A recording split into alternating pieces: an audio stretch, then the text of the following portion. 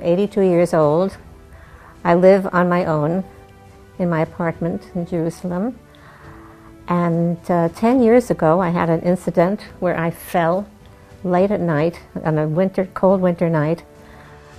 I hurt myself badly. I could not get up, and I could not get to a phone. And I was miserable. I thought, well, I'll just lie here and eventually someone will come and find me. And I inched myself, took an hour and a half, I inched myself to where I could reach a phone and phoned my daughter, and she came, and etc. It turned out I had broken my shoulder. The next day I contacted Yad Sarah and arranged to have an emergency help button, panic button. And it's been 10 years, and I did use it once since then, a couple of months ago. But most of the time it's just the feeling of security to know that it's there and I can get help when I need it. So we have more than 20,000 people connected to this call center. We are here 24/7 to help them in any situation they need.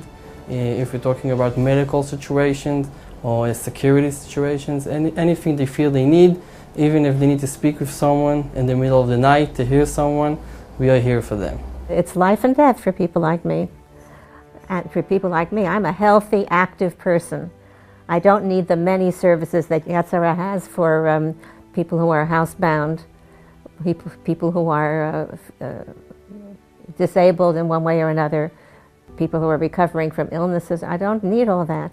This I need. This is something that changes my life.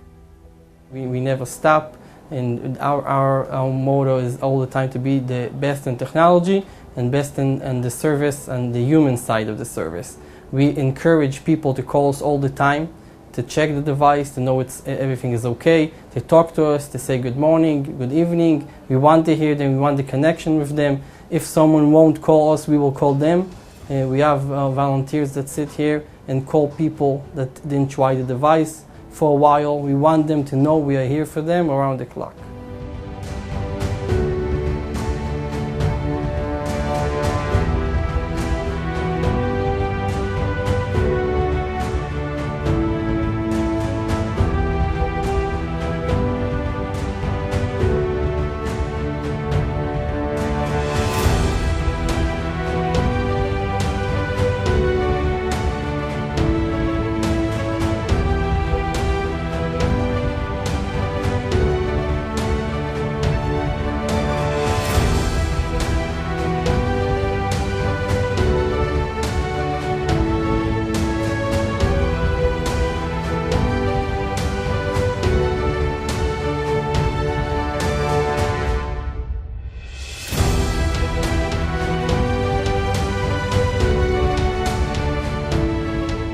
So we've come to Yad Sarah in a very sad and difficult time when my husband is critically ill.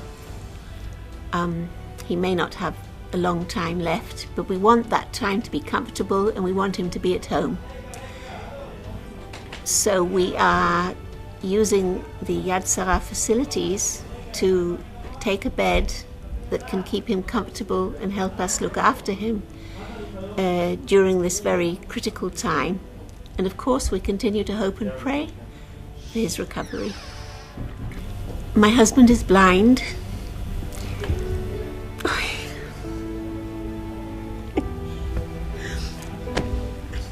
We believe that any place other than home would mean he loses what little orientation he has left in the midst of pain and an advanced and critical illness. So it seems that if there is an option, and Yad Sarah makes it possible to provide a bed where we can help him and give him all the treatment that he needs and the comfort, then that's a facility that is God-given at this time. We think it's very, very important, even in that situation, to be with family at home and not be in the hospital. Also in the last few days of someone's life, and we know it happens it happens a lot, so we know, and we happily would supply the service to any situation someone will need it. We have like around 8,000 people all around the country which use our equipment. Around 4,000 or 5,000 have this bed. Out of 3,000 or 4,000 have this lifter. My mother, who passed away 5 years ago, was very sick in the last year. So after a few times that she was in the hospital, and the doctor said, look, I think you should take her to an elderly home because you won't be able to take care of her. It's too complicated for you. And I said, look, no way. I know Yad Sarah. I volunteered in Yad Sarah for many, many years, and I'll never put my mom in an elderly home on my dead body. So I decided that time taking her home, and then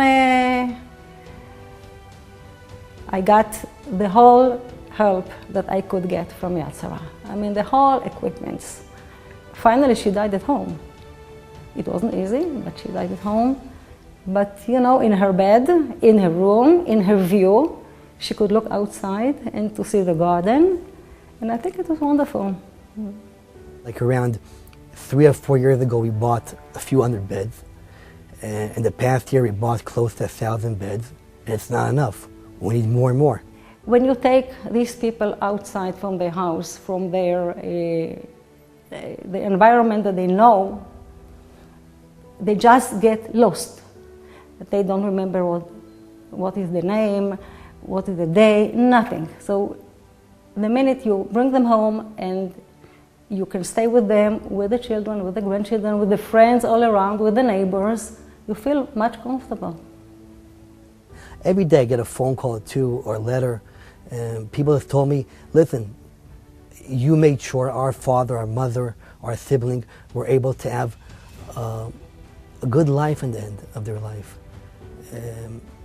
These people talk from the deep of their heart, and they told us, you saved our father, our parents.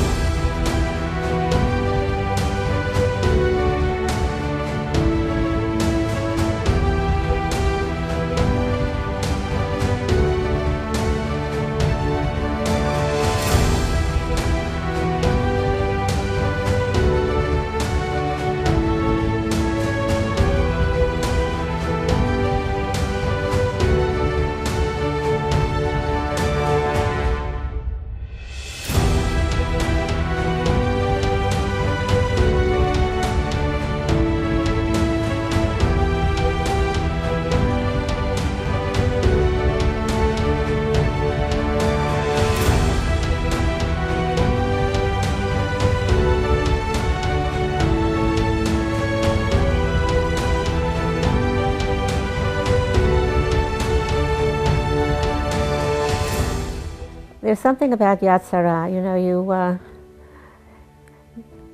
volunteering at Yad Sarah all these years, you look at the world in a different way. You see how one person can help another. It's a wonderful thing. I never have a day which I know you wake up, oh, I can't go to work. It doesn't happen in this job. Every day you want to come early to work, because you know every minute of the year you help out a person, and every day you come home satisfied. I helped out of 50, 100 people, and it's tremendous. I think Yad Sarah is one of the most wonderful organizations in Israel. There are many organizations, but not like Yad Sarah, because Yad Sarah is an organization with a heart, with love, and it's equal for everybody. Yad Sarah is the human heart of Israel.